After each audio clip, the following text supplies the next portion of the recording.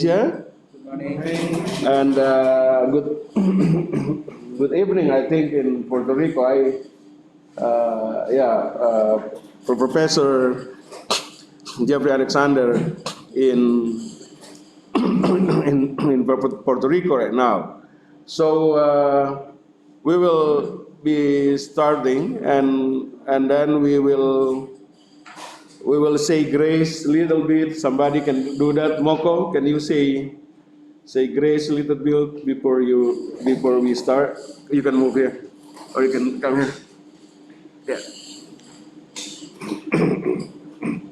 Okay, let's pray. Dear God the Almighty, we praise you for your blessing and protecting care. Now we are going to start our discussions. Please bless us so we can have a wonderful and great discussions. In the names of Jesus we pray. Amen. Amen. So first of all, Professor Jeffrey Alexander, we would like, on behalf of this university and also Faculty of Theology, Department of Sociology of Religion, we would like to to thank you for your willingness to share your theories, ideas with us in Indonesia, and we're really eager to work with you. We have Francis who will translate from either English to Indonesia or Indonesia to English, so students will understand you better. Um, when I come back from US in 2000 and 2015, I'm bringing your theory with me. I encountered your theory in Berkeley, in UC Berkeley. I did my PhD in Berkeley, and and bring it to Indonesia. Try to introduce the theory to students, especially cultural sociology that you also develop, and this book become one of the main source for our discussion, the civil sphere book and also other book on cultural sociology. So students already discussed your book in the class, and now they are lucky. I consider they are lucky because they can learn directly from you. They can also ask question. Then you can address the question directly to the student. So, friends, Professor Jeffrey Alexander is one of giant in the field of sociology. Last semester we have another giant come in person to this school for a couple of weeks.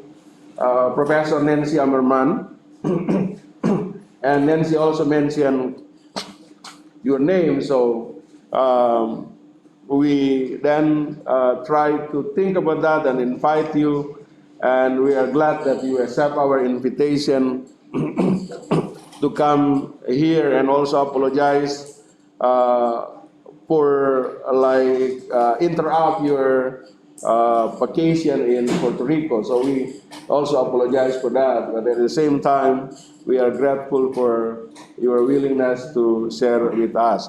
So Professor Jeffrey Alexander is a professor of sociology at Yale University, and teman-teman, as I mentioned before, that he is giant, like thousands of people follow his idea, and now we are glad, we are lucky to have Professor Alexander with us. So you want to translate that to Indonesia, or that's okay? Like,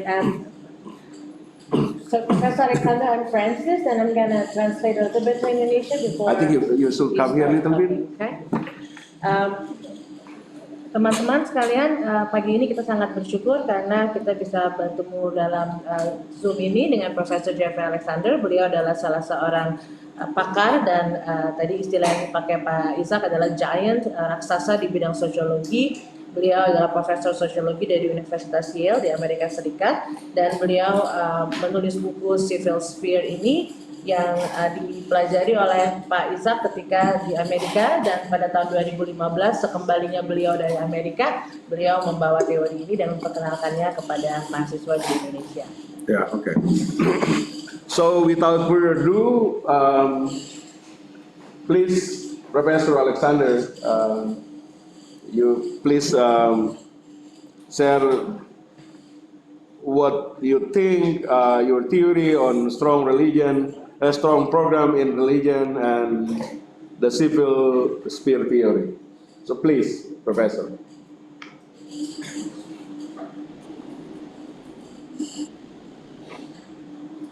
Yes. Yeah.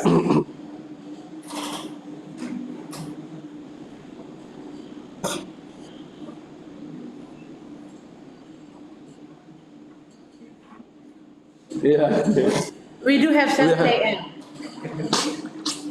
Okay, my classes don't start at 8 a.m. And thank you, Professor, for inviting me here. And Francis for translating. Yeah. You want to translate? How often do you want to translate? Yeah, I think I will translate.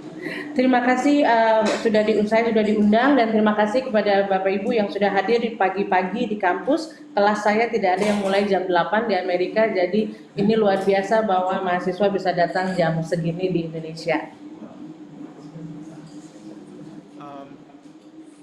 Good. So let me tell you, I thought I could give you some background to the development of my ideas, and then end up with the civil sphere.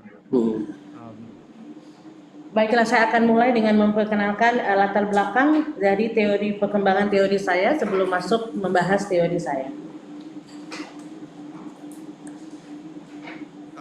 My main ambition from the time I was in graduate school was to try to create a sociology that was much more appreciative of meaning, both individual meaning and collective meaning. Ambisi saya sejak masih S2, S3 di pasca sarjana adalah untuk mempelajari dan membuat bagaimana ilmu sosiologi dapat berterima dan dapat menghargai makna-makna, baik itu makna perorangan, individual, maupun makna secara kolektif dalam masyarakat. I felt that, and I still feel, but I felt that sociology was wrong about the strong break between a religious and a secular society, and that secularity, I'm sure you're familiar with this because of Isaac's writings and your interest, but the notion that there was a traditional society that where there were strong symbols, strong sacred beliefs, and collective meanings, and then there was this transformation to a modernity which was highly rationalized, materialistic, and utilitarian. I strongly rejected that binary. Saya ketika itu dan sampai sekarang saya masih percaya bahwa ada yang salah dengan sosiologi. Saya menolak pemisahan antara sekularitas dan keagamaan.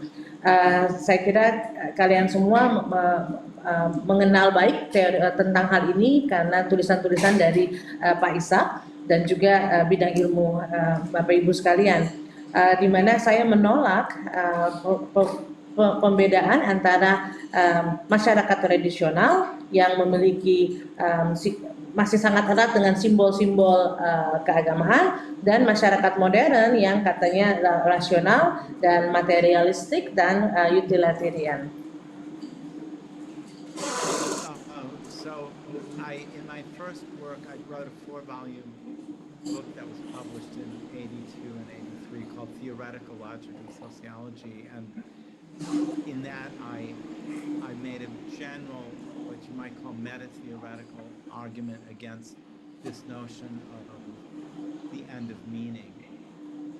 And I strongly criticized Marx and Marxism because of this notion of commodification, emptying the world of authentic ties. I strongly criticize Weber's theory of modernity, and I'll tell you what else I did after this translation. Oke, ketika di tahun 82 dan 83 saya mengawali penolakan saya ini dengan menerbitkan 4 volume buku yang menentang ajaran-ajaran modernitas Marxis, kemudian bagaimana saya menyebutnya sebagai meta theological, bagaimana komodifikasi itu menentang teori-teori komodifikasi juga, dan selanjutnya saya akan menjelaskan lebih lanjut. What was important for me in terms of my future work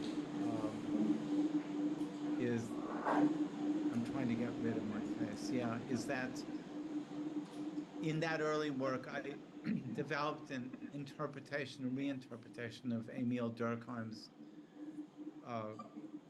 work. And when I studied sociology in the 70s as a doctoral student, one read Durkheim in terms of his early and middle work, The Division of Labor and Society and Suicide and the Rules of Sociological Method. But I argued that those works, he rejected those works as he matured and developed and became focused on religion. Di awal-awal pekerjaan saya, ketika saya mulai mempelajari menyelesaikan studi S3 saya di tahun 70-an, saya mempelajari dan melakukan interpretasi dan reinterpretasi dari karya-karya Emile Durkheim yang membahas tentang aturan-aturan metodologi sosiologi, dan saya mendapati bahwa Durkheim menolak teori itu ketika ia mulai masuk ke dalam teori-teori keagamaan. So my interpretation focused on the last book of Durkheim, The Elementary Forms of Religious Life. Up until that time, that book had been taken as a description of primitive societies, the Australian Aboriginals, and had become a foundational text for anthropology. And I argued that Durkheim really wrote that book to speak to what modern society should be understood as. Interpretasi saya terhadap karya Durkheim ketika itu berfokus pada buku terakhirnya, yaitu buku Elementary Forms of Religious Life, bentuk-bentuk dasar dari kehidupan beragama, di mana buku itu membahas tentang kehidupan masyarakat aborigin di Australia ketika itu, dan menurut saya itu adalah bentuk dari bagaimana kehidupan masyarakat modern harusnya dibahas seperti itu juga. In the very first page of that book, Durkheim says, "I'm not writing this book because of my interest in the arcane details of primitive religion. I'm writing it for the religious man of today." Di halaman pertama buku itu, Durkheim menulis bahwa buku ini saya tulis bukan untuk mempelajari masyarakat bagaimana masyarakat beragama primitif di aborigin, tetapi bagaimana keagamaan harus dilihat dalam kehidupan modern.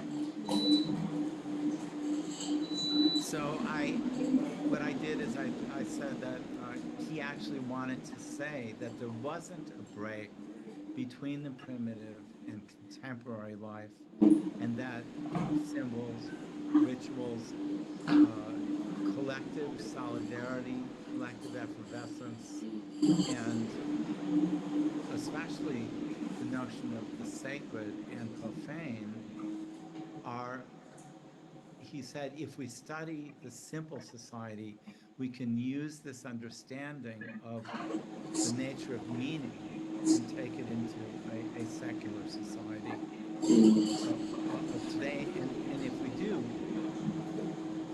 we'll realize that there is that we still live in a religious society, but in his terms, the way I think of it is religion with a small R, not with a big R. Big R religion, religion that takes, that is organized religion as you study it and we know it, and what Weber was interested in certainly is important.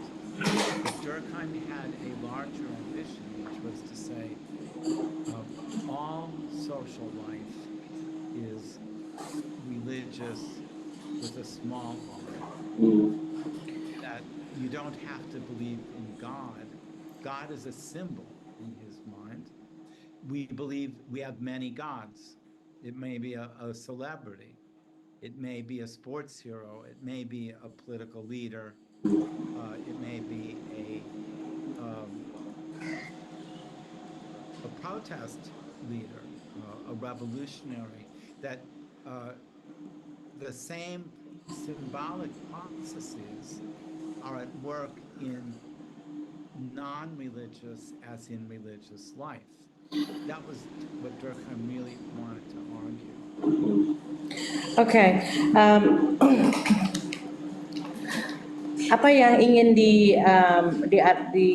menjadi argumen daripada Durkheim adalah bahwa tidak ada pemisahan antara primitif dan kontemporer, bahwa tidak ada pemisahan antara simbol-simbol kolektif, masyarakat secara kolektif, antara apa yang suci dan yang fana, dan disinilah makna yang ada dari sekularitas pada masa ini, di mana saat ini keagamaan juga masih ada, tetapi dalam istilah bahasa Inggris agamanya pakai huruf R yang kecil, bukan R yang besar, religion. Jadi A yang kecil, agama kecil, bukan A yang besar.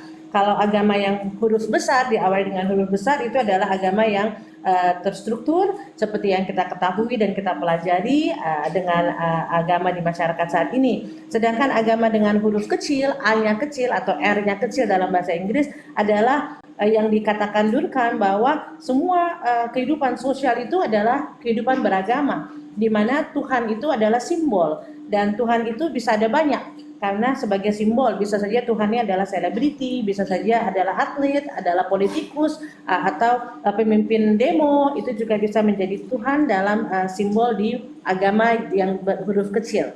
Dan itulah yang menjadi argumentasi dari Durkheim.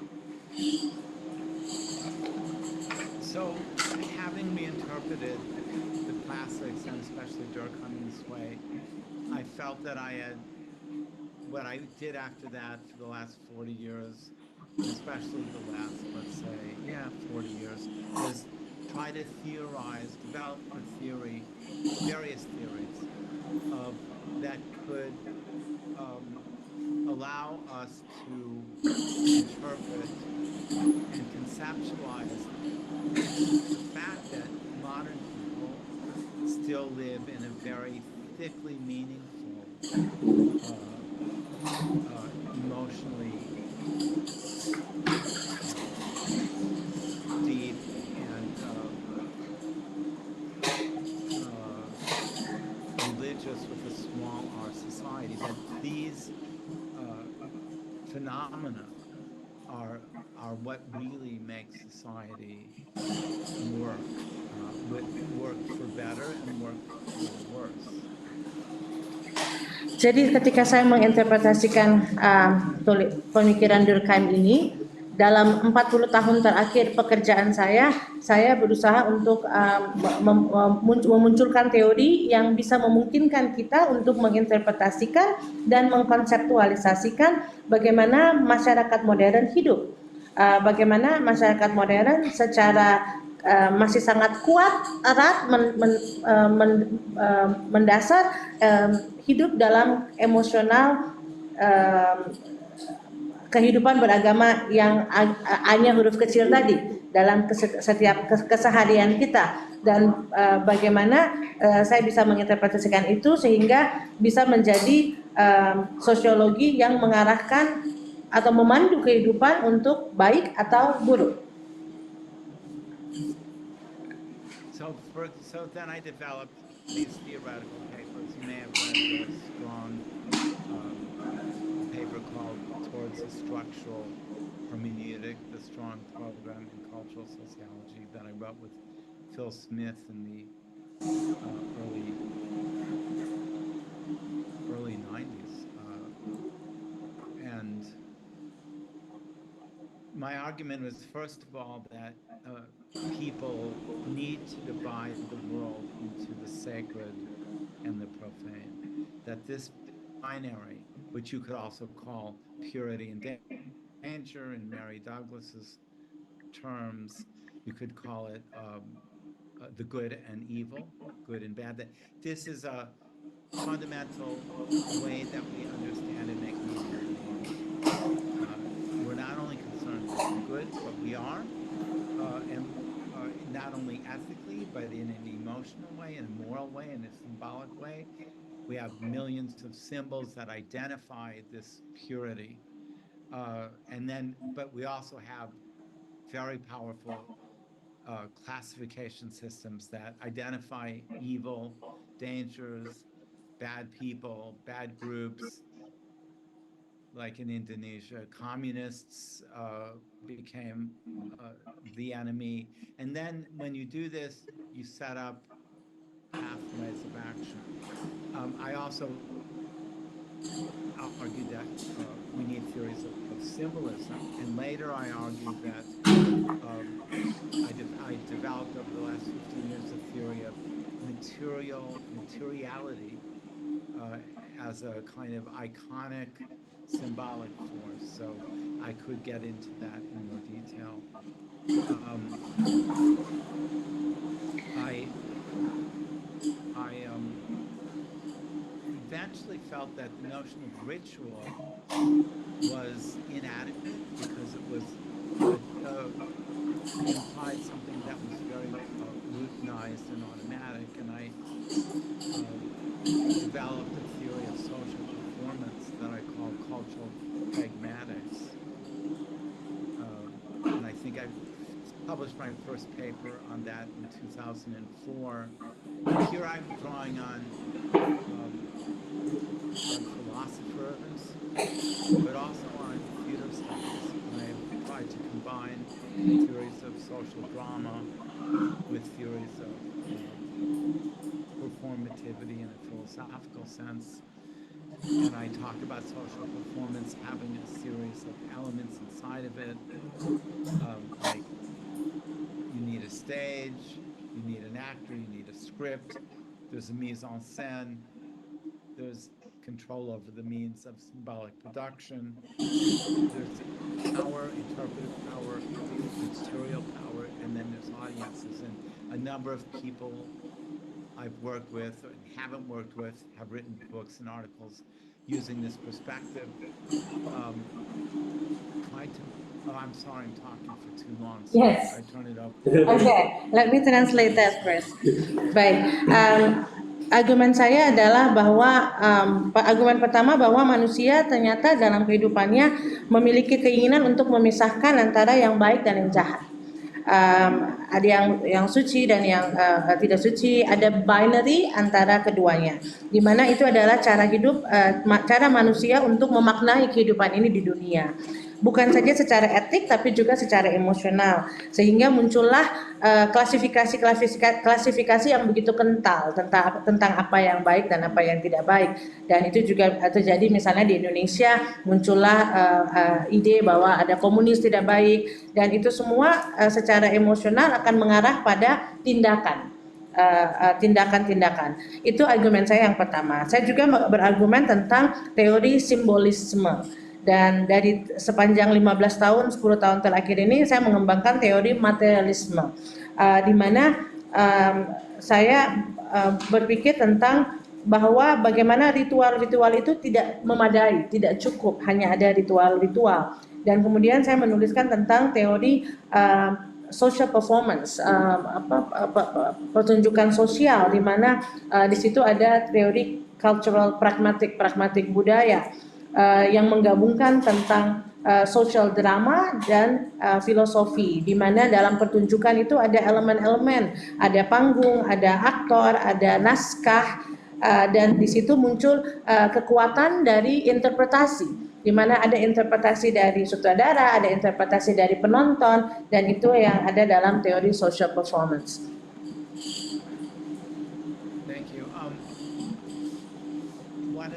What I did is I contrasted a sociology of culture, which I criticize as reductive, with cultural sociology. So I introduced this binary. I introduced the term cultural sociology into social science in the late 80s and early 90s.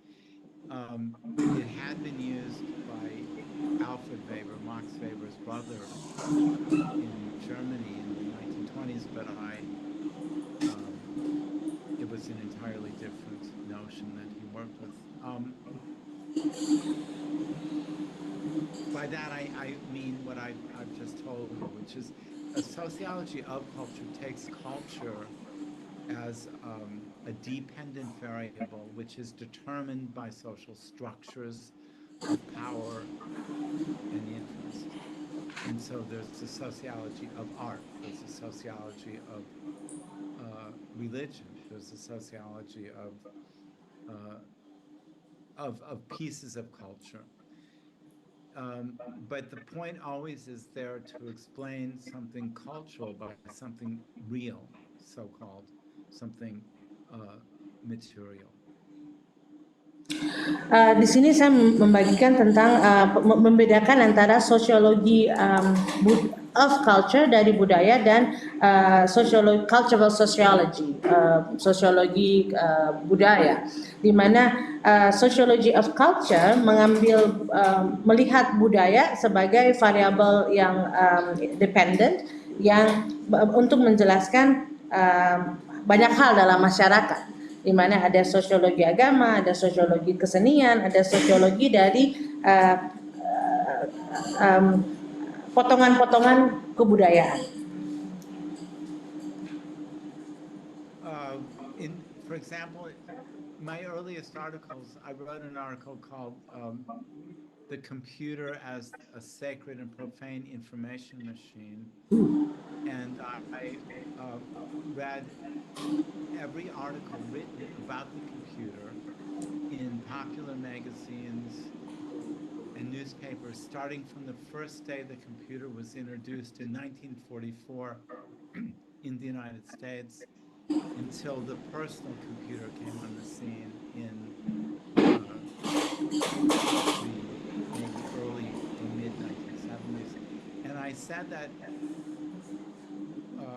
the computer, I wanted to develop a way of talking about the meaning of the computer, not as simply a piece of efficient and rational technology, but as a powerful symbolic and emotional force. And I said, if you look at everything that's written, it's clear that the computer was thought of as a salvation vehicle. The people who developed it thought that it would transform everything in society, and whether it was education, whether it was finding a husband or wife, whether it would do everything, prevent traffic accidents, make everybody healthy. It was completely religious. Salah satu tulisan awal saya, paper mula-mula saya adalah saya menulis sebuah artikel yang berjudul komputer sebagai mesin yang suci dan juga yang duniawi, di mana ketika itu saya membaca seluruh artikel di majalah, di koran tentang komputer. Dan mulai dari pertama kali komputer ada di Amerika di tahun 1940-an sampai dengan munculnya komputer personal computer yang di awal tahun 70-an. Dan di situ saya melihat bagaimana komputer bukan saja sebagai alat dalam kehidupan, tapi ia menjadi simbol yang sangat kuat, dan bagaimana orang-orang yang menciptakan komputer melihat komputer sebagai keselamatan, sebagai sesuatu yang akan mentransformasi masyarakat dalam segala hal, baik dalam pendidikan, baik dalam mencari jodoh, kesehatan, mencegah kemacetan lalu lintas. Komputer ada untuk mengubah, mentransformasi masyarakat. So maybe I should move on to the civil sphere.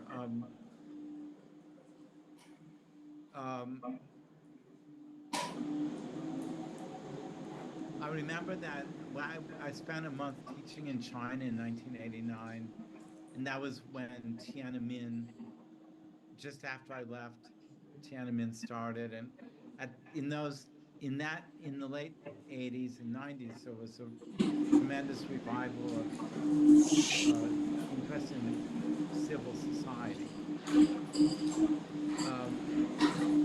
But I felt like the discussions of civil society, which was shallow and didn't deal with the cultural and the symbolic elements. And it wasn't Durkheimian. It was quite individualistic. So I set out to develop a new way of understanding civil society and hence democracy in a cultural sociological way. Baik, sekarang saya akan beralih kepada teori civil sphere ini, di mana ini berawal dari pengalaman saya mengajar di Cina di akhir tahun 1989. Ketika saya akan meninggalkan Cina, muncullah insiden kejadian lapangan Tiananmen, dan di situ muncullah ketertarikan saya pada masyarakat sipil, di mana menurut saya ketika itu teori-teori yang ada tentang masyarakat sipil adalah sangat dangkal karena hanya tidak melihat elemen-elemen budaya yang ada di situ.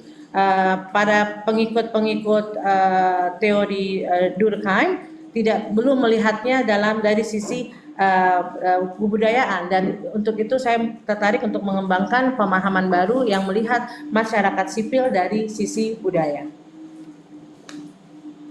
So the heart of the civil sphere argument is that we need to conceptualize, we need to put solidarity as a very powerful force in modern society. Again, I believe that following Durkheim, that solidarity is a macro sociological force that is as powerful as a market economy or a government or a family. Of course, all of these have aspects of solidarity, but I wanted to define a sphere that was relatively independent of these forces, including religion. What holds society together and are these feelings of connectedness to other people, and in this case, that the feelings are organized around what I call the discourse, the binary discourse of civil society. dalam inti dari teori civil sphere adalah bahwa kita perlu menempatkan solidaritas dalam kehidupan masyarakat modern, di mana solidaritas harus memiliki kekuatan yang besar sekali. Salah satu hal yang dibahas oleh Durkheim adalah bahwa dalam masyarakat sipil itu ada kekuatan sosiologi yang makro. Misalnya ada pemerintahan, ada keluarga, tetapi saya ingin melihatnya bagaimana solidaritas itu bisa dilihat sebagai variabel yang independen, dan di situ termasuk di dalamnya adalah agama, bahwa masyarakat bisa saling terhubung karena ada solidaritas, ada kesamaan di antara masyarakat, dan di sini saya mengembangkan diskursus binary.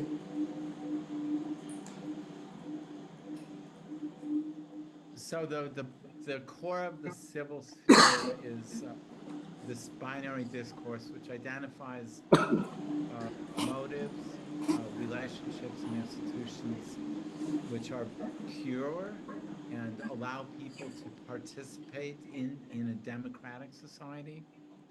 And then each one has its opposites. And like rational, irrational, honest, dishonest, cooperative, aggressive, etc. And when individuals or groups or ideologies are defined in the negative way, that provides a justification for excluding those groups, because if people in those groups are really like that, are really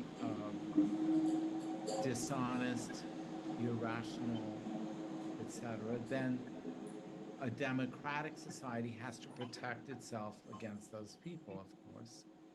The point in my argument, though, is that groups really aren't like that. That's a reductive and essentialist way of understanding. The dynamism is that people are identified in that way, so that establishing a good society, like a good solidarity, is unfortunately always combined with establishing exclusion. Baik, inti dari civil sphere itu adalah bahwa diskursus binary, bahwa dalam kehidupan itu selalu ada yang berlawanan, misalnya ada yang logik, ada yang tidak logik, ada yang jujur, ada yang tidak jujur.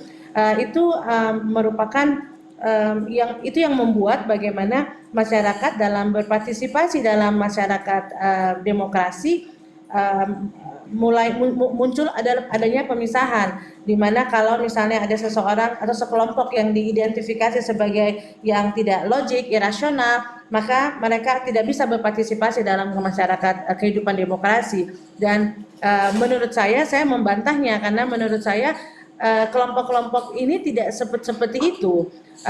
Dinamikanya terjadi karena ada identifikasi yang dilakukan oleh masyarakat, sehingga ada pengecualian, ada orang-orang exclusion, dikeluarkan dari masyarakat. So I identify the tensions in the civil sphere in terms of exclusion and inclusion, in terms of the boundaries that the civil sphere has with non-civil spheres, like the economy, the state, the family, gender, religion. And these are all sources, open-ended sources of tensions. And I argue that social movements and reform movements and what I call societalizing movements are all efforts are struggles in a way over representation, over how groups are identified. Are they really as bad as the core groups say they are? And in the civil sphere, as you know, I have various case studies that are sometimes quite long. I focus on feminism, I have 4 chapters on the Black Civil Rights Movement and Martin Luther King in the 60s. I also I have 2 chapters about Jews. And I see this as all these groups as involved in struggles over efforts to get themselves represented in terms of the positive qualities of the discourse of civil society. Dalam civil sphere ada tekanan-tekanan, ada tegangan, ketegangan ya, tekanan antara bagaimana inclusion melibatkan dan mengeluarkan, tidak menerima masyarakat, di mana dalam masyarakat pergerakan sosial saya mendapati bahwa masyarakat itu berjuang untuk mendapatkan representasi yang sesuai, yang positif, karena saya mempertanyakan apakah memang kelompok-kelompok ini sebegitu jeleknya seperti yang diidentifikasi atau diklasifikasi oleh kelompok inti masyarakat yang dominan, di mana saya memiliki banyak sekali studi-studi kasus yang panjang-panjang. Saya memiliki 4 bab dalam buku saya tentang melihat masalah ini dari dalam hal feminisme. Kemudian saya juga melihatnya dalam pergerakan kulit hitam di Amerika, bagaimana pergerakan yang mengikuti Martin Luther King, dan juga tentang kaum Yahudi di Amerika. So I'll just wrap this up so that we can have 45 minutes of discussion. I'll just say that since the publication of that book in 2006, I've worked with many people, hundreds of scholars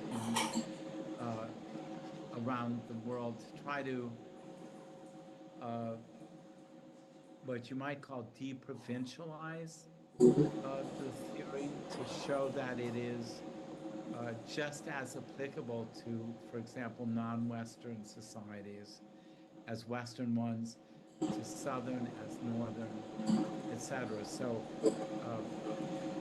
I worked with people and produced the books, The Civil Sphere in East Asia, where we had articles on China, Hong Kong, Korea, Japan, and Taiwan. We published the book, The Civil Sphere in Latin America, the Nordic civil sphere with the Scandinavian countries. I'm finishing a book that should be in press soon on the civil sphere in Canada, and I have to write the introduction to the civil sphere in India. So these are very productive research programs to try to understand. Of course, this is a very general theory, and there's a lot of, it has to be developed and elaborated in many different situations. Now beginning to be a work on Eastern Europe, Ukraine, Russia, but this is into the future. So that's a lot more to say, and I talked longer than I told you, Professor, I would. That's okay. Baik, saya akan mengakhiri apa yang akan saya sampaikan supaya kita bisa memiliki 45 menit waktu untuk diskusi. Saya ingin mengatakan bahwa ketika buku ini diterbitkan di tahun 2000, sejak buku ini diterbitkan di tahun 2006, saya sudah bekerja dengan banyak sekali ratusan peneliti dan akademisi dari seluruh dunia untuk melihat bagaimana teori ini bisa diaplikasikan juga dalam konteks-konteks lokal di berbagai tempat, sehingga ini bukan saja teori di dunia barat tapi juga bisa di dunia non barat, di mana teori ini bukan saja bisa diaplikasikan di belahan bumi utara tapi juga bisa di dalam kelompok selatan. Dan saya sudah menulis buku dengan civil sphere di Asia Timur yang bercerita tentang kasus-kasus dari China, Hong Kong, Jepang, Korea, dan Taiwan, dan saya juga sudah menulis tentang civil sphere di Amerika Latin dan juga di negara-negara Skandinavia, civil sphere di daerah Nordik, dan segera akan terbit civil sphere di Kanada. Kemudian saya juga sudah menulis tentang civil sphere di India, sehingga saya berusaha untuk mengerjakan hal ini dengan banyak peneliti untuk memahami, karena saya tahu bahwa teori ini sangat general dan bisa diaplikasikan di berbagai situasi. Sekarang saya juga akan mulai melihat tentang bagaimana civil sphere di negara-negara Timur Eropa, di Rusia, di Ukraina dan negara-negara lainnya. Okay, Chris. Okay.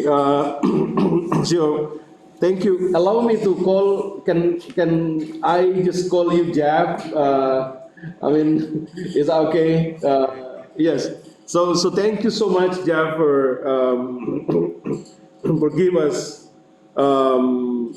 like description of the background of your strong program and how you start a strong program with criticism on Marx, Weber, and also interpret and reinterpret Durkheim theory, especially the concept of elementary form of religion, and how you see the significance of symbol within religion, how you also distinguish religion with small r and religion with big R, and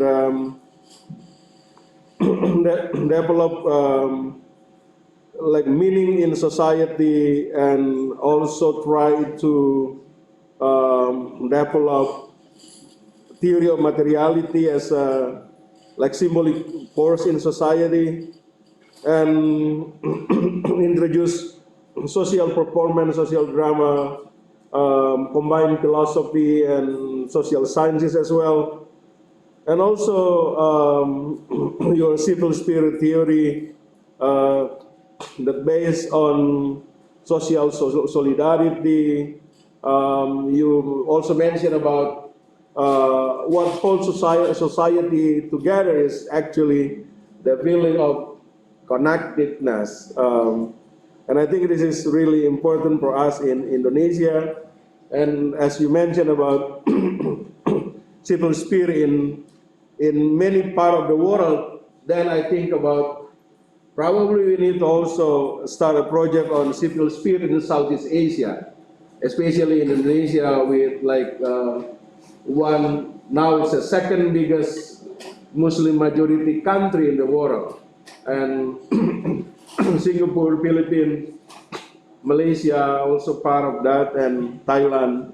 So I think it's probably I can write you. We can also think about, now I'm writing on civil sphere and interreligious engagement in Java. So how people in Java, they also do something like what you call civil sphere in symbolic performance, in cultural tax, in social dramas, and so on and so forth. Also, like what you call as social faith. That is also important for society in Indonesia, that they mainly relate each other through symbolic performance, stories, and etc. So I then will, you will translate that before I... Okay. Okay. Baik, terima kasih Profesor Jeff Alexander. Izinkan saya memanggil Anda dengan nama Jeff saja. Terima kasih sudah menceritakan latar belakang bagaimana teori Anda muncul, bagaimana teori muncul akibat penentangan atas teori-teori Marxist dan juga Weber, dan bagaimana Anda membahas tentang bentuk-bentuk dasar dari agama, bagaimana agama itu bisa dilihat dari agama huruf besar A dan agama huruf kecil A, bagaimana juga Anda mengembangkan makna dalam masyarakat dan memunculkan teori-teori baru termasuk teori materialisme, dan juga bagaimana Anda menggabungkan teori sosial budaya dengan filosofi, dan bagaimana Anda mengatakan bahwa keterhubungan adalah yang menggabung, yang mengikat masyarakat untuk selalu menjadi sama-sama. Saya juga sangat tertarik dengan bagaimana teori civil sphere ini sudah dikembangkan di berbagai belahan dunia, dan ini menjadi inspirasi untuk memulai mengembangkan teori ini juga dalam konteks Asia Tenggara, di Indonesia, Malaysia, dan negara-negara lain di mana kita merupakan masyarakat Islam yang besar di dunia. Okay, good. So I will invite questions. Silakan teman-teman, if you have question, and I know you have question because you read the book, sudah baca buku. Some of you post a question already, so you can just read your question, and Ibu Frances, if that in Indonesia, Ibu Frances will translate it into English. If that in English, then you can say that directly. You can come here and say directly to Professor Alexander.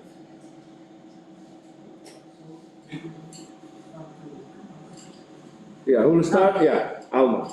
We will try in bahasa Indonesia or in English. Okay, yeah. You probably can berdiri ya supaya Alexander bisa jadi. Perkenalkan, nama saya Alma, saya dari Magister Sosiologi Agama. Di sini menarik yang dibahas oleh Profesor mengenai civil sphere. Di sini seperti yang telah dijelaskan bahwa ada identifikasi yang dilakukan. Nah, identifikasi yang dilakukan ini oleh kelompok dominan. Nah, sering kita ketahui bahwa dalam kehidupan masyarakat dalam konteks Indonesia, misalnya identifikasi itu dilakukan oleh kelompok dominan terhadap kelompok-kelompok yang marginal, seperti ada yang dikatakan tadi, ada yang nasional, terus ada yang logis dan tidak logis. Nah, di sini bagaimana dalam terciptanya civil sphere itu dalam kehidupan beragama, misalnya agama suku mendapat satu rekognisi atau pengakuan dalam kehidupan beragama dalam terciptanya civil sphere itu. Nah, seperti yang saya baca juga dari buku civil sphere itu ada asimilasi. Nah, apakah langkah asimilasi ini menjadi tepat untuk upaya rekognisi terhadap agama suku? Terima kasih, thank you. Apa agama suku? Indigenous religion. Oh.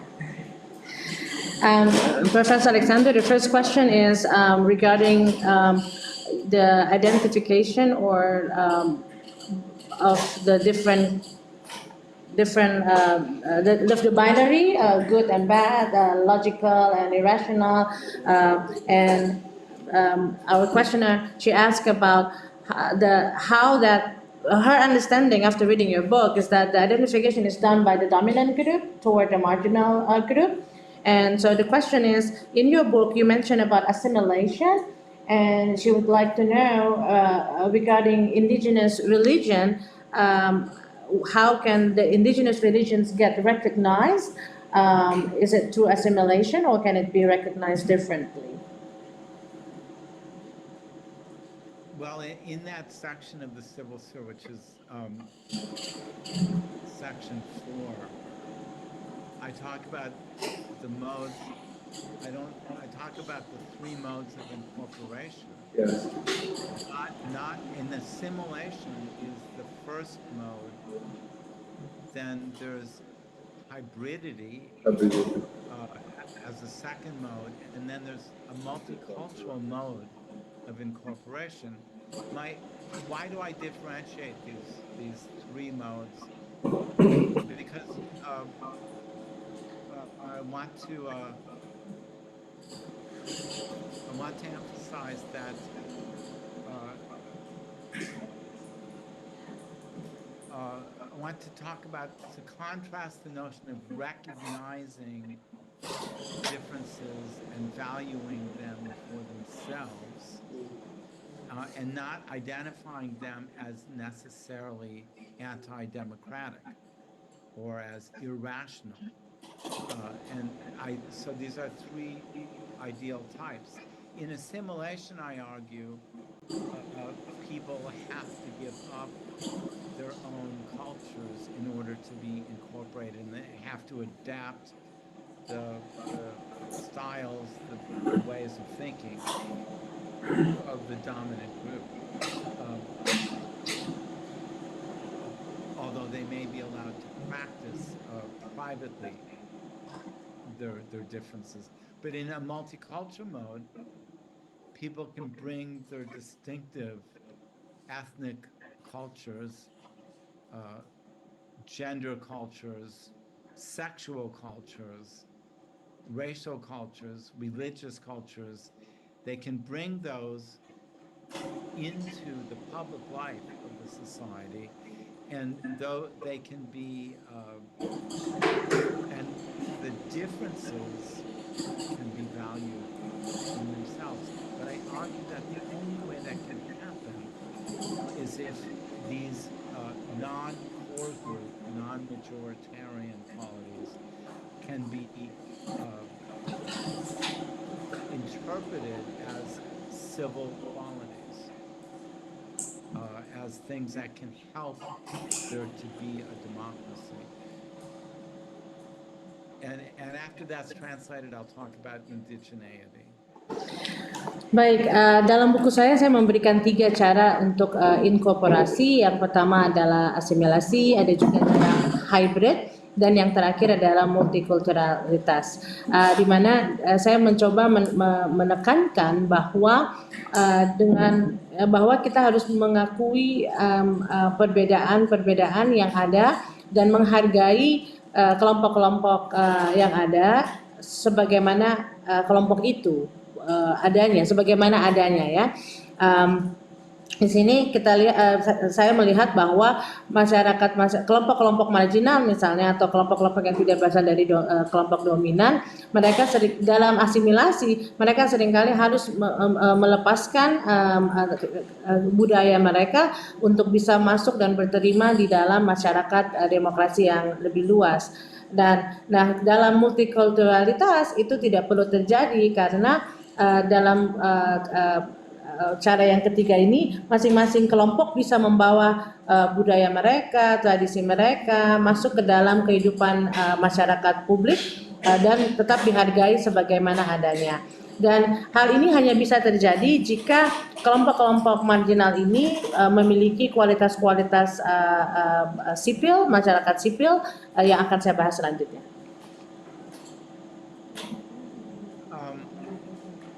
Now, this is the case of indigenous. You mentioned indigenous religions. I don't know what they are in Indonesia, but indigeneity is now a problem or an issue that's being confronted all over the world. And I think that this is a new phase of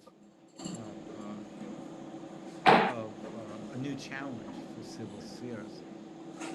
There's kind of 2 different ways in which this is being confronted. I mean, for example, in Canada, there's the First Peoples, their religions, their way of life, their hunting, their thoughts. They don't want to be incorporated into Canada, into French and English. Anglo-Canada. They want to be separated and to be able to exist on their own. So this is a new development, a new challenge for civil sphere theory, because it's not about incorporation. But I would argue that even here, respect for differences is critical, because after all, it's the dominant Canadian civil sphere which has to allow these First Peoples to have a semi-autonomous existence. Membahas tentang agama suku, saya tidak tahu tentang agama suku di Indonesia, tetapi masalah indigenitas ini merupakan masalah atau isu baru yang dibahas di seluruh dunia secara global, dan ini bagi saya ini merupakan tantangan baru dalam teori civil sphere, karena teori civil sphere tidak membahas tentang inkorporasi, bagaimana menggabungkan. Dan yang terjadi di Kanada, contoh kasus dari Kanada adalah bagaimana masyarakat mula-mula di Kanada, suku asli Kanada tidak mau bergabung dengan kebudayaan atau masyarakat Kanada, baik itu masyarakat yang berbahasa Inggris maupun yang berbahasa Prancis di sana. Dan ini adalah tantangan baru dari teori civil sphere. Bagaimana kita membahas tentang inkorporasi dan menghargai perbedaan, dan bagaimana yang berbeda itu juga semuanya mau masuk dalam satu masyarakat. Next question. Oh, okay. Yeah. No? Somebody? Yeah. Yeah. Right here. When I come here, over here, so you can come closer. Excuse me, Professor Jeff. Thank you for your presentations and elaborations. I have 3 questions actually, but 2 of them is now irrelevant after your answers. Okay, I just want to ask, in the context of strong programs that you propose, how do you navigate the potential tensions between the desire for cultural understanding and the risk of cultural reductionisms, especially when examining religions and its intersections with the civil spheres? I ask this question because it's intrigued me very well. I come from the background where the society is pretty much polarized by the religious sentiment. Okay, that's my questions. Thank you. Yeah. I mean, I don't know exactly what you're asking, but I would say that when you have these intensely competing religious beliefs, which you do in most societies, the only way to I believe that, I know that to me, the way that they are handled isn't only in terms of interreligiosity, but is in terms of both of the different religions being seen as part of a broader civil sphere. And so their beliefs can be interpreted less negatively by each other because they're seen as honest, solidaristic, cooperative groups, despite the fact that they may believe in a different God, despite the fact that they have very different religious practices. The civil sphere is a vital mediator. You can't, I don't think you can just think of a society as, it's not just, we don't just have 2 religions, we also have a civil sphere that, of course, may be interpreted in a very polarizing way itself.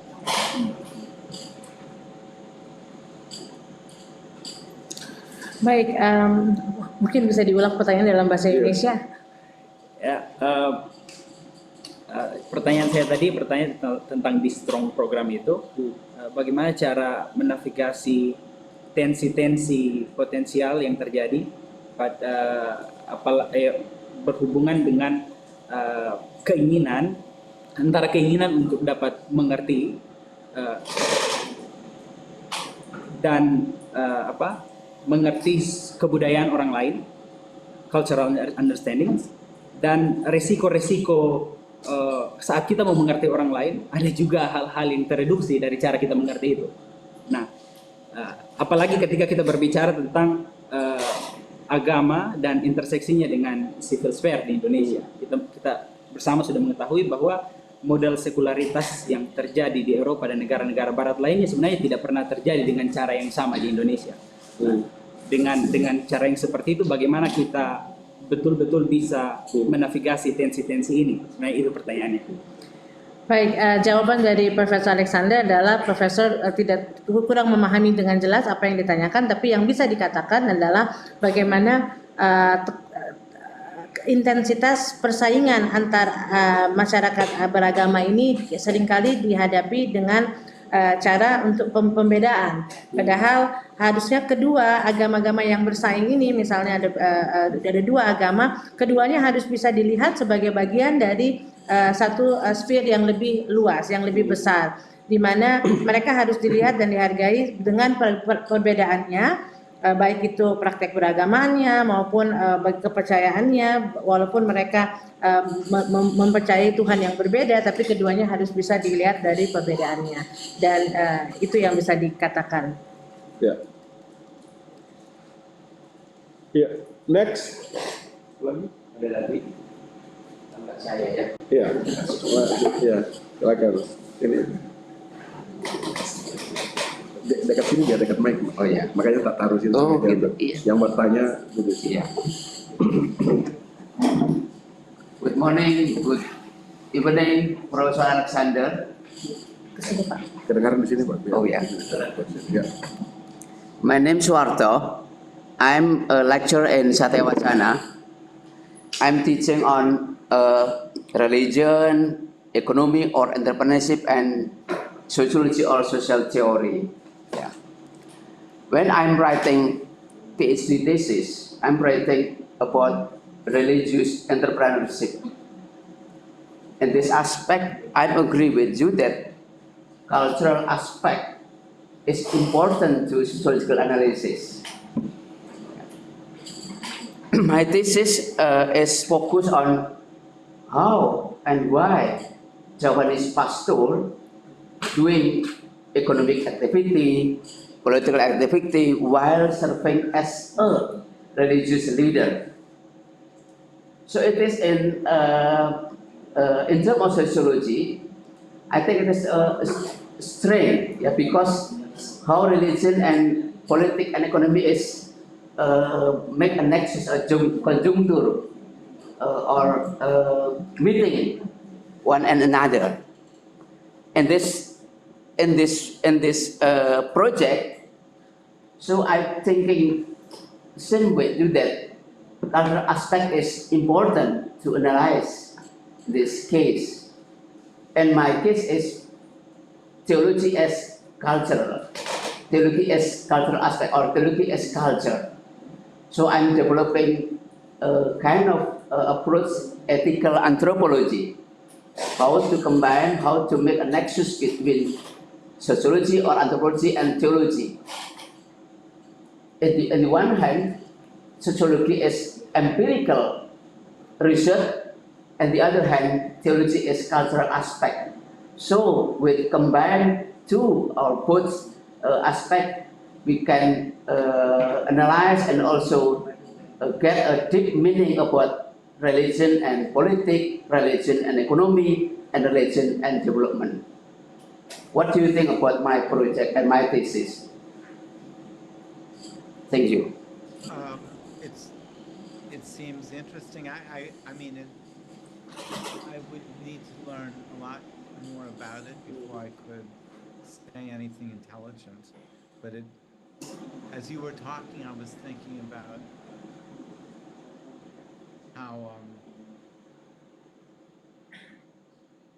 how theology, at least I only know Judeo-Christian theology, not other religions, but that these questions that concern theology are also questions that concern everybody. And that theology, for example, why do bad things happen to good people? You know, why are we suffering? How do we escape from our suffering? What are the laws that we should live by? These are questions that I always think that the questions raised in religion are questions that are raised everywhere in life. One of the things I've developed in my cultural sociology is what I call a cultural trauma theory. How groups, not individual trauma, but collective trauma, how societies, I'm interested in how groups process disastrous experiences. And I see this as a very open-ended sociological process that can have different outcomes. It can have productive outcomes. It can have disastrous outcomes. And so you can look at wars, at civil wars, at ecological disasters, at religious persecutions, and think of it as my work has mostly been about the Holocaust and how the Holocaust was became a central trauma, not just to Jews, but to Western societies and what that meant. So, yeah, I think it's an important project. Thank you. Menanggapi pertanyaan dari Dr. Suwarto tentang penelitian yang sedang beliau lakukan tentang religious entrepreneurship, kemudian bagaimana beliau ingin menanyakan bagaimana pendapat Profesor Alexander, dan dijawab bahwa Profesor Alexander belum menguasai betul dan harus belajar banyak dulu sebelum bisa berkomentar. Akan tetapi ketika mendengarkan penjelasan tadi, yang terpikir dalam benak beliau adalah bagaimana teologi memunculkan pertanyaan-pertanyaan yang sebenarnya pertanyaan-pertanyaan yang sama yang ditanyakan juga dalam kehidupan sehari-hari di mana saja, tentang bagaimana hal yang jahat kenapa bisa terjadi pada orang yang baik, bagaimana kita bisa keluar dari situasi yang tidak menguntungkan kita. Dan di sini saya tidak menguasai benar tentang teologi, tetapi saya sedang mengembangkan teori trauma budaya, di mana saya tidak melihat trauma itu secara individual, tetapi saya melihatnya bagaimana trauma itu dalam kolektif masyarakat. Misalnya bagaimana masyarakat menghadapi bencana alam, bagaimana masyarakat menghadapi peperangan. Dan di sini ini merupakan proses sosiologi yang open ended, yang jawabannya bisa apa saja, hasilnya bisa apa saja, bisa ada hasil-hasil yang berbeda. Dan ini yang saya terpikir ketika mendengarkan pertanyaan dan penjelasan Dr. Suwarto tadi. Dan pada intinya saya mengatakan bahwa proyek itu sangat menarik untuk dilaksanakan. Next question, please. Ya sudah. Yang sudah ditulis itu dibacakan saja. Oke, silakan, please. Ya. Pertanyaan saya mungkin bagaimana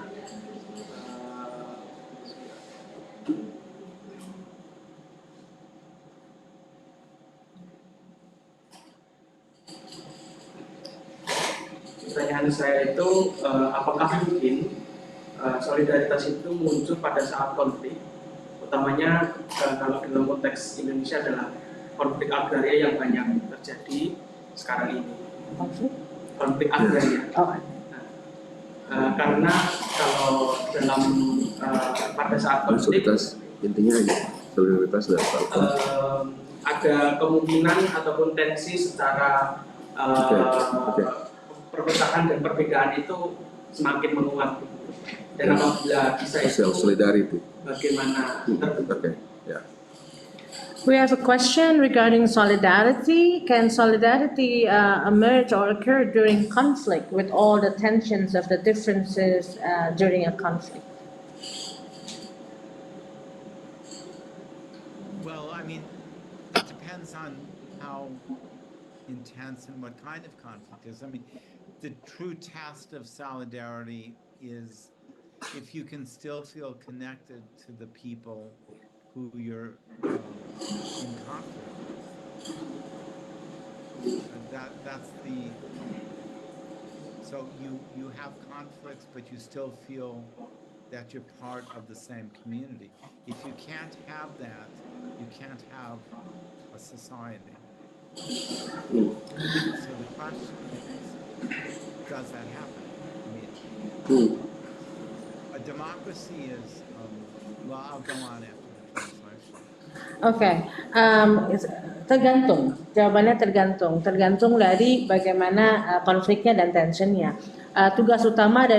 Tantangan utama dari solidaritas adalah bagaimana seseorang tetap merasa berhubungan atau terikat, masih ada ikatan dalam sebagai satu bagian dari masyarakat. Jika masih ada, maka masih ada solidaritas. Selanjutnya akan saya jawab setelah penerjemahan. Yeah. I mean, we have to, obviously, the history of human societies is the history of the destruction of solidarity as much as the construction of solidarity. Secara sejarah dalam masyarakat kehidupan manusia bermasyarakat, kita lihat bahwa solidaritas itu bukan saja dibangun, tetapi sejarah menunjukkan bagaimana solidaritas itu dihancurkan. I mean, like a man and a woman, they're married, they fight a lot, don't they? They often do fight. Members of family have terrible arguments. That doesn't mean that they're not married. It doesn't mean they're not a family. We have football teams, soccer teams, football teams, cricket teams fighting very intensely, and then and yet you have a referee saying, okay, these are the rules within which you fight. Then somebody wins, then you shake hands afterward. Civil sphere theory tries to find ways that people can maintain certain kinds of respect and commitments to each other even while there's antagonism. Misalnya contohnya dalam rumah tangga, suami istri pasti berantem, seringkali berargumen, tetapi itu tidak berarti bahwa mereka tidak lagi suami istri. Mereka tetap masih dalam satu ikatan pernikahan. Dalam keluarga juga ada seringkali pertentangan, ribut, tetapi itu tidak membuat mereka tidak menjadi satu keluarga lagi. Demikian juga dengan sepak bola misalnya, selalu ada pertentangan, persaingan yang bisa ribut, tetapi ketika wasit mengatakan yang benar A, maka A yang akan benar. Dan civil sphere ini selalu berusaha untuk mencari cara untuk mempertahankan saling menghargai semua perbedaan yang ada dalam civil sphere itu. And just one final word on that, even when feelings for other groups and enemies breaks down, I believe that the legal order is a fundamental regulative institution of the civil sphere, and the legal order makes rules, very strong rules backed up by sanctions, which articulate the discourse of civil society, so that the idea is, even if you don't like each other, you still have to obey the law. And the law establishes the rules of the game for social conflict. Yang terakhir dari saya adalah bahwa walaupun kita memiliki perasaan yang tidak suka pada kelompok lain, tetapi dasar utama dari bagaimana civil sphere itu diatur adalah aturan-aturan hukum, di mana walaupun kelompok-kelompok tidak saling akur, tidak senang satu sama lain, tetapi mereka harus tetap patuh pada aturan hukum yang berlaku dalam masyarakat.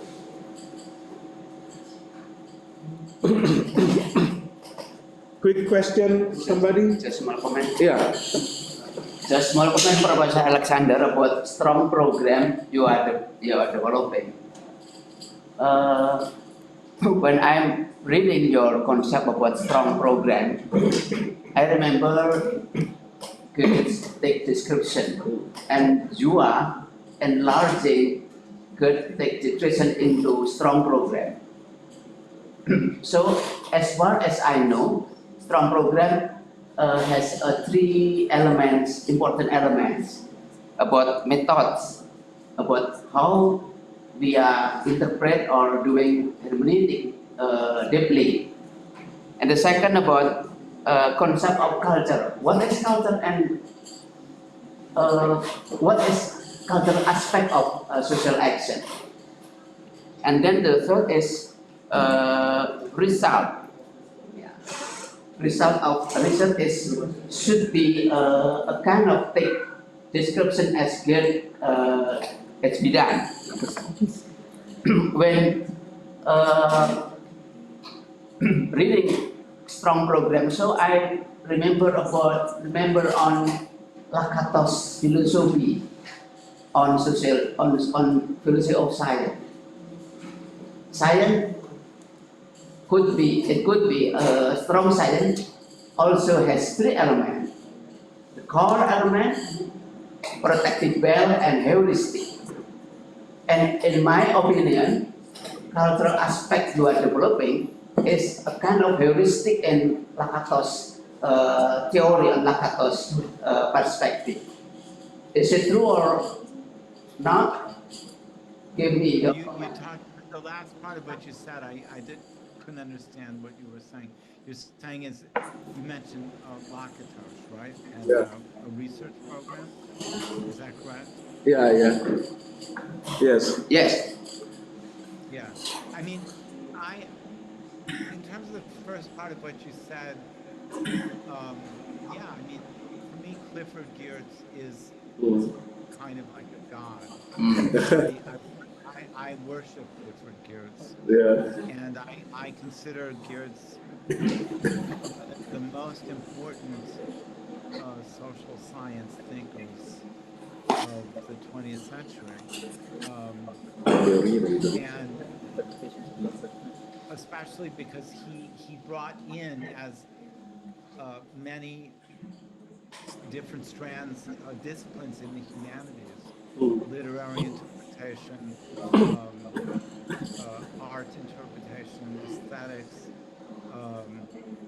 linguistic theory. He was a genius, clearly, and he opened the way towards what was, in my view, towards the strong program in cultural sociology. I remember when I started a center called the Center for Cultural Sociology at Yale about 25 years ago, and I invited Clifford Geertz to come to the first conference, the inauguration. And so he came, and he said, I didn't know there was such a thing as cultural sociology. I knew there was cultural anthropology. So it was really interesting.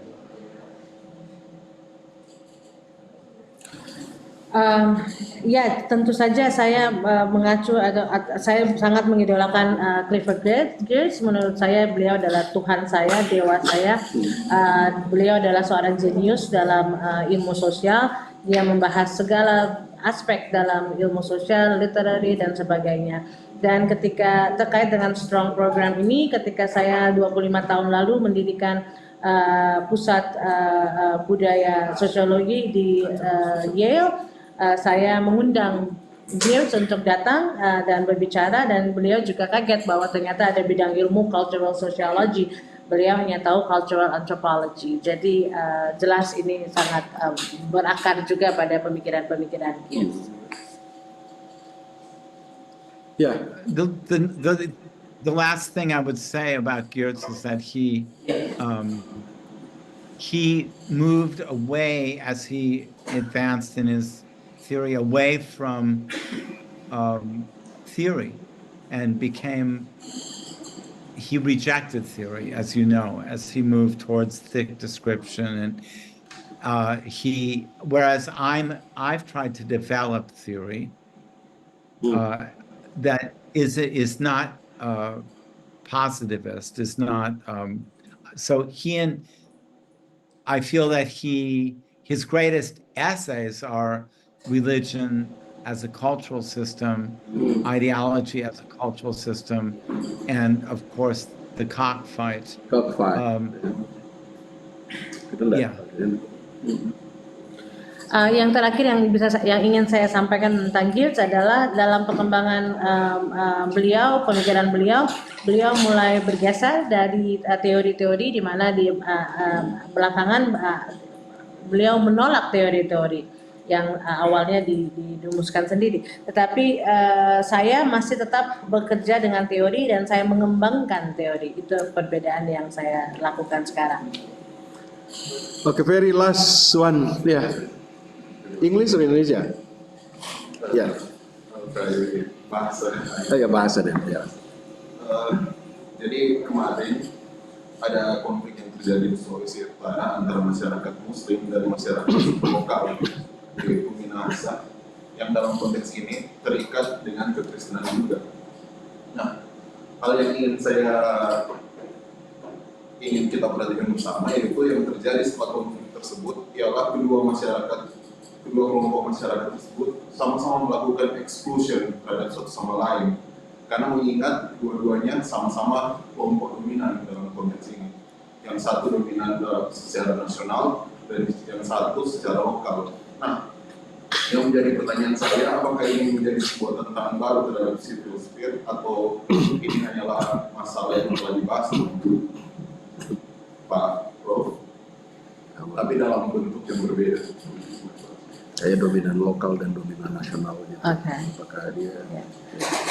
The last question is regarding he was sharing about the local context in his area and how there's a conflict between a group of indigenous people who believe in indigenous religions and the Muslim religious group in Sulawesi, North Sulawesi in Indonesia. Both are considered dominant groups locally and also nationally. So what happens after the conflict is there is an exclusion from both parts toward against each other. He would like to know, is this something that is already been discussed in culture sphere or in civil sphere, or is this a new thing? Well, I mean, I would have to know a lot more about the situation, but I mean, exclusion is not a new thing. It's as old as, as human history. So I think that the challenge is to, as I said earlier, is in modern societies, and I'm sure this is true in Indonesia, I mean, we're very, very conscious of conflicts and divisions, and of the very serious consequences materially and for life and limb that can come out of that. But I think we also need to be aware that the reason why we're so concerned about conflict and division is because we're also concerned with solidarity and with extending solidarity. And that's societies struggle to find a way of balancing solidarity and conflict. When you have a pluralistic society that's highly differentiated, you have to have conflicts, open conflicts, whereas in a society like China, which has no democracy, they don't allow conflicts. Everything has to be arranged by a party, structured. It's in open societies that we allow conflicts, but allowing conflicts hopefully within some commonality of some kind. I mean, my teacher, Robert Bella, talked about the idea of a civil religion. And I think that was a very interesting idea, which is that different religious groups, could they agree on certain things? But I'm certainly not competent to answer that in terms of the conflicts between Islam and Indonesia indigenous religions. Tentunya saya perlu mengetahui lebih dalam lagi sebelum bisa menjawab. Tetapi jika yang ditanyakan adalah exclusion atau eksklusivisme, maka itu sudah ada dari setua manusia ini ada di dunia.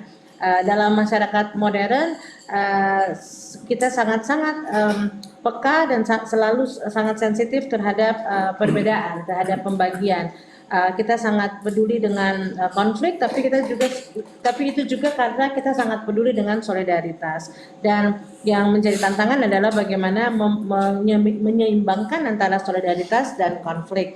Dalam masyarakat plural tentunya konflik itu tidak bisa dielakkan, dan tetapi ketika kita tidak seperti masyarakat di Cina misalnya yang semuanya harus sama dan diatur, tetapi ketika kita memberikan ruang untuk konflik terjadi, kita juga sebenarnya mencoba untuk melihat solidaritas itu.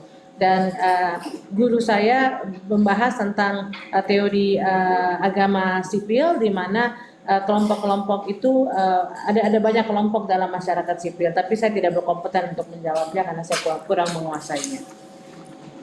Okay, thank you, Jeb, Professor Alexander. Thank you so much. We will give big applause to Professor Alexander. So, on behalf of this Satya Wacana Christian University and especially the Faculty of Theology, we would like to express our gratitude. Thank you so much for sharing your idea with us. And hopefully one day we will invite you to come in person to Indonesia as you develop your... Have you been in Indonesia yet? No, I'm sorry, I haven't. Okay. As you develop your theory also from Clifford Geertz, and Clifford Geertz developed his theory from the context of Indonesia, I think it's good for having you in Indonesia. And Also from Satya. right. And we like what we did with Professor Nancy Ammerman last semester. We will invite you for a couple of weeks to give public lecturer, and honestly, like many scholars from other universities will also come through Zoom, but because I already promised you that the participant will be only 25 to 30 participant, and we just limit the participant and we don't share the Zoom link to others because there's a promise already. So when you come in person to Indonesia, we will organize a bigger conference, explore more, and see civil sphere in the context of Indonesia, how it looks like, how we explore your theory in the context of Indonesia, make discussion between our local knowledge in Indonesia and your theory. So I think it's good to having you here in Indonesia. But once again, thank you so much for helping us to understand your theory more. And we will close this session, this discussion with prayer. We will invite Reverend Mariska Tiwa. She also a graduate from Berkeley. I also did my program in Berkeley. Meet Bob Bella like a year before he passed away. I think meet him in American Academy of Religion, and he discussed his last book in Berkeley area in GTU and his Berkeley. So come over here to pray, and then after pray we will take a group picture with Professor Alexander. Professor Alexander will stay there, and everybody will circle around, and we will take a group picture with him. Okay? Yeah. Ini biar kalian. Okay, everybody, let us bow our heads and let us pray. Heavenly God, we are grateful for our meetings for today, our discussion, our reflection together with Professor Jeffrey Alexander. We pray that all that we have discussed can help us enlighten us, inspire us, and help us in our academic pursuit, but also in our spiritual journey. We pray for Professor Alexander in his responsibilities in the US. We also pray for us here in Indonesia, and may we someday we can cross path with Professor Alexander. We are going to continue all of our activities for today. May you guide us, may you bless us. In the name of Jesus Christ, our Lord, our Savior, our source of wisdom, we all pray. Amen. Amen.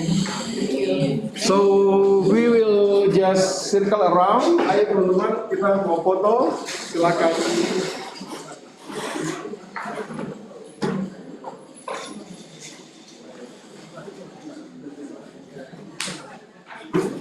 Ini perlu di. Siapa yang mau di situ pegang ini nih? Yang disebut. Bisa dari situ. Gini kan? Mas. Ya begitu Pak, itu Pak. Ayo sudah. Ya oke yuk. Bisa tidak ya? Iya sebagian berada di bawah ya. Ya sebagian di bawah aja. Iya. Oke. Muat nggak? Kamu masih simpan. Nanti biarkanlah aku foto. Jangan ditutup profesor ya. Cangkok. Singkok apa cangkok? Ayo sebagian di sini. Mari kita dulu. Ayo. Masuk. Oh, mari. Grace, bagi kita PHP ini juga. Ini. Saya di sini sudah, saya sini. Iya. Digoyang-goyang kayaknya itu tadi. Mana tadi gue? Bagus. Sabar. Enggak, kayaknya masih bisa, masih nyambung ke jaket. Bentar. Ya. Ada. Ya, mana? Beli keluar jadi. Udah keluar. Terlalu lama kita. Iya kayaknya. Jangan ayo atas sendiri sudah. Foto dan foto. Kecewa, kecewa ini. Pakai foto aja. Tapi tadi saya foto sih pas ada saat dia presentasi. Oh masih. Ya. Ayo, Profesor Alexander. Pakai foto aja. Pak Jaket bilang dulu ke jaket. Dia nggak ngerti. Everybody Ngapain. ready? We gonna take a picture together with you. Tapi nggak bisa. Ayo Chris, saya. Bang J di depan sini dekat Mas langsung. Ayo. Bisa ada di situ. Ya oke. Cepat. Oke. Jangan ditutup. Ya. Ya, ayo. Ini jatuh nih. Oke. Oh, jangan kabel lagi. Jangan kabel. Anjes, ini. Anjes. Iya. Ya, oke. Dapat Chris. Oke. Picture taking. Ya, jangan goyang. 1, 2, 3. Sekali lagi. 1, 2, 3. Oke. Foto bersama terlepas. Ya. Thank you again so much. Thank you. Yeah. Thank you. Thank you. Good night. Okay. Good night. Yeah, good night. In Indonesia, this is morning in Indonesia. Yeah. Bye. Bye. Thank you. Bye. See you. Oke. Makasih ya.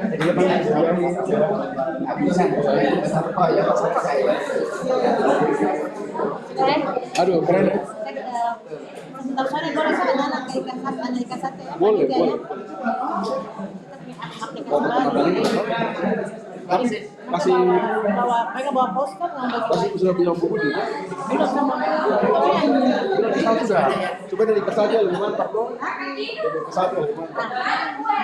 Masih